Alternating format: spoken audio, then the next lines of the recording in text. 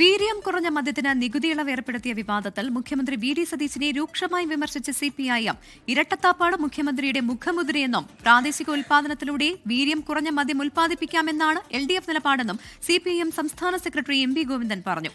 അതിനിടെ 2017-ൽ Bacardi company ആരംഭിച്ച നീക്കത്തിന് തടസ്സമായത് എക്സൈസ് കമ്മീഷണറായിരുന്ന ഋഷിരാജ് സിംഗിന്റെ നിലപാടെന്ന് വ്യക്തമാക്കുന്ന രേഖകളും പുറത്തുവന്നു. വീര്യം കുറഞ്ഞ മദ്യമെന്ന ക്ലാസിഫിക്കേഷൻ ചട്ടഭേദഗതി നടത്തി ഉറപ്പിച്ചത് മുൻ സർക്കാരിന്റെ കാലത്തെന്നായിരുന്നു വിവാദങ്ങൾക്ക് പിന്നാലെയുള്ള മുഖ്യമന്ത്രി വി ഡി സതീശൻ നിയമസഭയിൽ ഉയർത്തിയ പ്രതിരോധം. 2021-ൽ എം വി ഗോവിന്ദൻ എക്സൈസ് മന്ത്രിയായിരിക്കെ ബെക്കാടി കമ്പനി നൽകിയ അപേക്ഷയും പിന്നാലെ നടത്തിയ ഫയൽ നീക്കത്തിന്റെ രേഖകളും ഇന്നലെ പുറത്തുവന്നിരുന്നു. എന്നാൽ ക്ലാസിഫിക്കേഷൻ നടത്തിയെങ്കിലും നികുതി ഇളവ് നൽകിയിരുന്നില്ല. UDF സർക്കാർ അധികാരത്തിൽ വന്ന ശേഷം തിരക്കിട്ട് ഫയൽ നീക്കി ബജറ്റിൽ നികുതി ഇളവ് കൊണ്ടുവന്നത് മുഖ്യമന്ത്രി വി ഡി സതീശന്റെ ഇരട്ടത്താപ്പെന്നാണ് CPM വിമർശനം. താൻ മന്ത്രിയായിരുന്നപ്പോൾ നികുതി കുറയ്ക്കണമെന്ന നിലപാടെടുത്തിട്ടില്ലെന്നും കർഷകരെ സഹായിക്കാനാണ് വീര്യം കുറഞ്ഞ മദ്യം ഉൽപ്പാദിപ്പിക്കാനുള്ള തീരുമാനമെടുത്തതെന്നും CPM സംസ്ഥാന സെക്രട്ടറി എം വി ഗോവിന്ദൻ. വീര്യം കുറഞ്ഞ മദ്യം ഉൽപ്പാദിപ്പിച്ച് കർഷകർക്ക് വളരെ ഫലപ്രദമായി അവർ നഷ്ടപ്പെട്ടു പോകുന്ന വില കുറയുന്ന കാർഷിക ഉൽപ്പന്നങ്ങൾ ഇതിനൊക്കെ പരിഹാരം കാണാൻ ഞാൻ ഇടതുപക്ഷ ജനാധിപത്യ മുന്നണിയും അതുപോലെ തന്നെ ഗവൺമെൻറ്റും എക്സൈസ് വകുപ്പും ഒക്കെ തീരുമാനിച്ചു.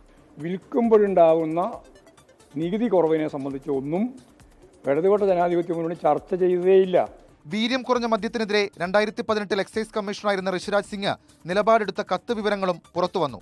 വീര്യം കുറഞ്ഞ മദ്യം അപകടമെന്ന എക്സൈസ് കമ്മീഷണറായിരുന്ന ഋഷിരാജ് സിംഗ് നികുതി സെക്രട്ടറി ആശാ തോമസിന് കത്തയച്ചതോടെയാണ് അന്നത്തെ ബെക്കാടി നീക്കം തടസ്സപ്പെട്ടത്. വീര്യം കുറഞ്ഞ മദ്യം സ്കൂൾ കുട്ടികൾ ശീതളപാനീയം പോലെ ഉപയോഗിക്കുമെന്നും ദൂരവ്യാപക പ്രത്യാഘാതമുണ്ടാക്കുമെന്നും ഋഷിരാജ് സിംഗ് മുന്നറിയിപ്പ് നൽകിയിരുന്നു. വീര്യം കുറഞ്ഞ മദ്യം വിൽക്കാൻ ബെബ്കോ സമ്മതമറിയിക്കുകയും ചെയ്തിരുന്നു. 24 തിരുവനന്തപുരം.